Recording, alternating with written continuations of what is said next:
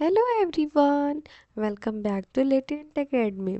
आज के इस वीडियो में हम डिस्कस करेंगे एक इम्पॉर्टेंट और इंटरेस्टिंग टॉपिक के ऊपर, जो कि है सीड डोरमेंसी और सीड जर्मिनेशन। ये दोनों प्रोसेस प्लांट्स के लाइफ साइकिल की क्रूशियल पार्ट है। क्या होता है जब सीड ज़मीन में गिरता है और तुरंत ग्रो नहीं करता है, और कब उसमें लाइफ वापस एक्टिवेट होती है। हम इन दोनों चीज़ों को आज देखने वाले हैं और ये बहुत ही इम्पॉर्टेंट है। चलिए शुरू करते हैं इसको। Seed dormancy is a critical survival mechanism for seed, allowing them to delay germination until conditions are favorable. This process ensures that seed can withstand adverse environmental factor, ensuring the survival of plant species. Seed dormancy एक ऐसी condition है जिसमें seed fully developed होने के बाद भी favourable condition होने के बावजूद भी जर्मिनेट नहीं करता, मतलब पौधा बड़ा नहीं होता है। इसका मतलब सीड जिंदा तो होता है लेकिन वो इनएक्टिव मोड में हो रहता है। ये एक प्रोटेक्टिव मैकेनिज्म है जिससे सीड अपने आप को अनफेवरेबल इन्वायरमेंट से बचाता है। अब सीड डोरमेंसी को क्लियरली समझते हैं। Seed dor seed dormancy periods when seed don't germinate despite favourable. अभी बात की कि सीड जर्मिनेट नहीं करता है फेवरेबल कंडीशन होने के बावजूद भी। यहाँ टाइप्स की बात करते हैं। It includes physiological, morphological and physical dormancy. इसके अंदर फिजियोलॉजिकल, मॉर्फोलॉजिकल और फिजिकल तीनों डोरमेंसी आती है। एडेप्टिक सिग्निफिकेंस की बात करें, help species survive by preventing germination in unfavourable condition. इनका जो नेचर होता है वो किसी भी तरह से अडेप्ट करना एक चीज़ को लेकर के। सीड डोरमेंसी होने का भी देखो कुछ कुछ मेजर रीज़न होता है, जैसे कि किसी तरह का हार्ड कोट अगर सीड का हो जाएगा जो वाटर या फिर गैसेस को अंदर नहीं जाने देगा, तो वो भी एक मेनली उसका मोस्ट इम्पॉर्टेंट फंक्शन हो जाता है। दूसरा तो हार्मोनल इम्बैलेंस होना भी उसका एक फैक्टर बन जाता है। तो ये सारे एडेप्टिव सिग्निफिकेंस के अंदर आते हैं। Now factor affecting seed dormancy. अब हम फैक्टर्स को देखते हैं। पहला फैक्टर है इन्वायरमेंटल ट्रिगर। सीड में remain dormant until they encounter specific environmental cues such as temperature, light और वाटर।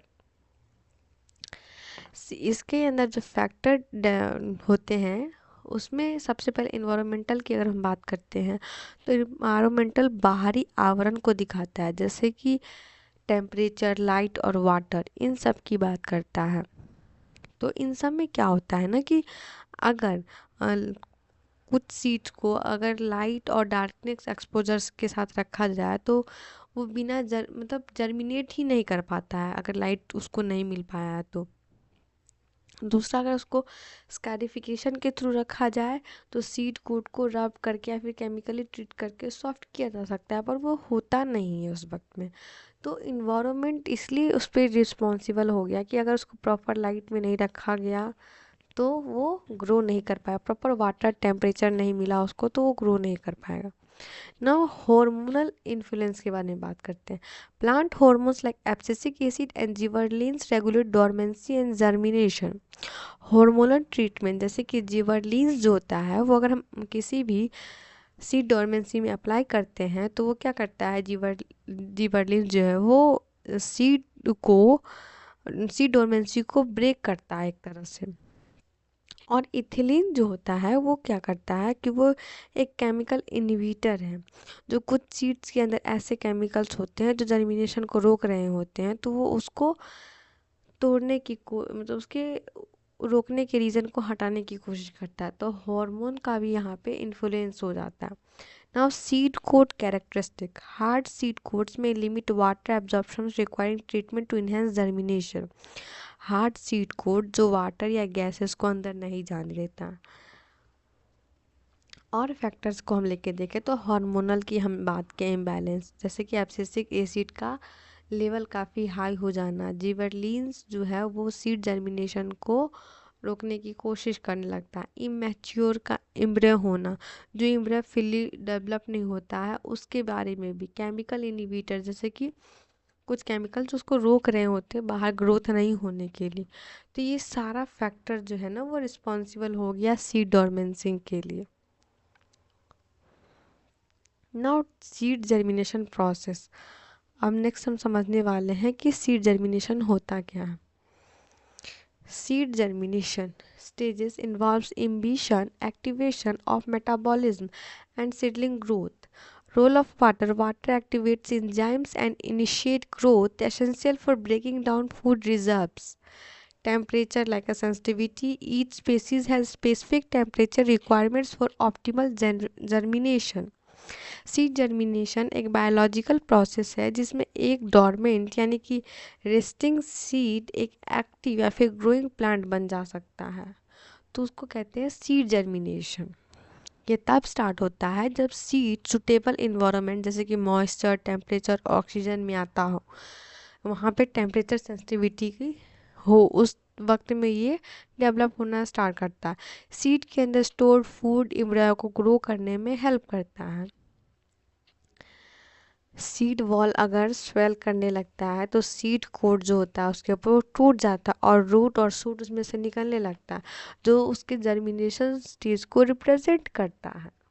इसका एग्जांपल हम सब ने काले चने को पानी में डाल करके ये चीज़ देखा है, उसको स्प्राउट्स बनते हुए, जहाँ सीड जर्मिनेशन रिप्रेजेंट होता है कि उसका सीड कोट जो होता है पानी में स्वेल होता है और उसके बाद वो ब्रेक कर जाता है, उसके बाद उसमें से ग्रीन ग्रीन पार्ट का सूट निकलना स्टार्ट हो जाता है, जिसको हम स्प्राउट्स के रूप में कहते हैं, वो जो कि एक अच्छा सोर्स ऑफ प्रोटीन है। Now factor influencing germination. अब क्या क्या फैक्टर है जो इन्फ्लुएंस करते हैं जर्मिनेशन को। पहला तो light requirement. Certain seeds have a specific light requirement that can influence their germination process. सही बात है, कुछ सीड्स को काफ़ी लाइट चाहिए, कुछ को कम चाहिए, तो वो भी एक इन्फ्लुएंस रिक्वायरमेंट हो जाता है सीड जर्मिनेशन के लिए। अगर ऑप्टिमल रेंज का टेम्परेचर रहता है जैसे कि 35 डिग्री सेल्सियस तक ज़्यादातर सीड को इतनी टेम्परेचर की नीड होती है, तो सीड ग्रोथ करने में हेल्प करता है। Oxygen availability. Oxygen is a crucial during germination as it fuels cellular respiration necessary for energy production. Energy release के लिए एक एरोबिक रेस्पिरेशन ज़रूरी है, इसलिए ऑक्सीजन बहुत ही क्रूशियल रोल प्ले करता है जर्मिनेशन के वक्त में, क्योंकि ये एक तरह से रेस्पिरेशन का पार्ट हो गया जो कि बहुत ही नेसेसरी है एनर्जी के प्रोडक्शन के लिए। Now next is chemical stimuli. Chemical signals from the environment can influence germination, enhancing competitive advantages.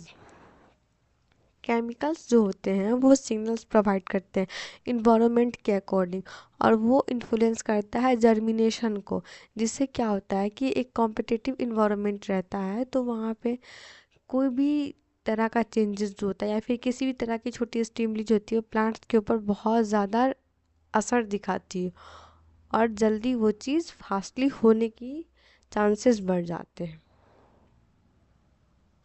Now importance of seed dormancy and germination. Seed dormancy और सीड जर्मिनेशन का क्या इम्पोर्टेंस है उसके बारे में हम देखते हैं।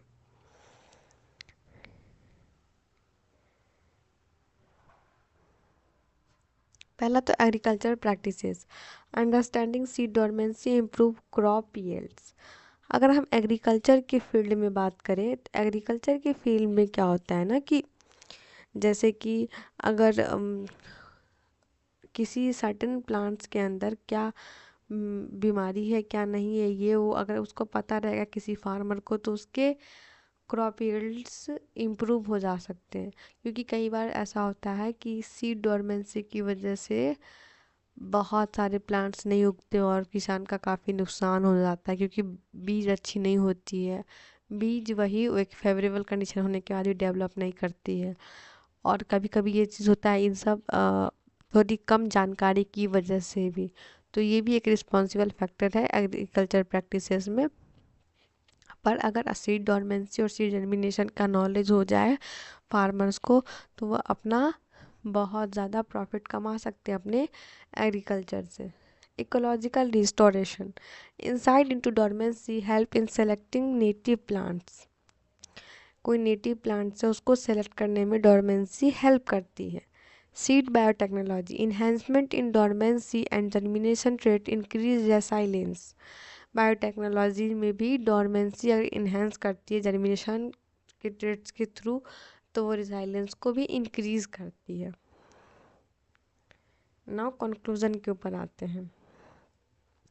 देखो, हमने यहाँ बात किया सीड जर्मिनेशन की, जहाँ हमने देखा कि हार्मोन सीड जर्मिनेशन में भी इम्पॉर्टेंट रोल प्ले करते हैं।